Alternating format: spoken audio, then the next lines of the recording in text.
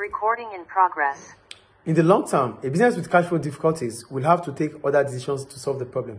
In the short term, it's easy. You can take a loan, but you have to pay interest.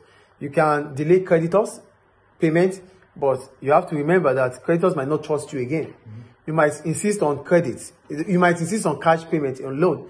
But note, the problem is that it will increase your cash inflow, but some customers will not buy from you, especially if they have your competitors allowing them credit. You will lose customers. But for the long term, these things are not applicable. So for the long term, the first thing you could do when you have cash flow problem in the long term is, one, attract new investors. But when you are attracting new investors, it means you'll be losing ownership of the business because they are going to inject capital, but in return for your ownership.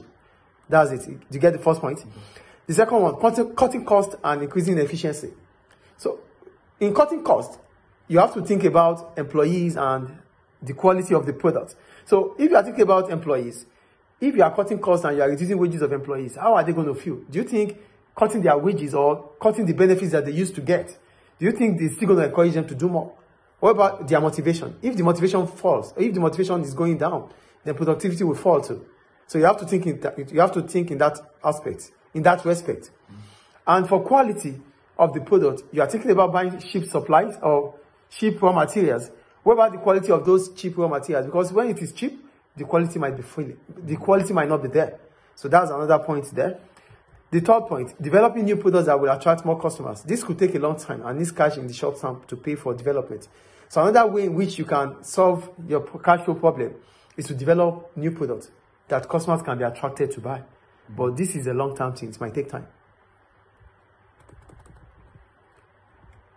Do you get the points there? Yeah. So that's how to solve short-term or long-term cash flow problem. For the short term, we said it earlier, you can stop credits of customers. It will increase your cash inflow, but some customers will not be able to buy from you. You will lose customers. You can take a loan from the bank. That increases your cash inflow. But the problem about taking a loan from the bank is that you have to pay interest. And at the end of it all, you still have to pay back the loan.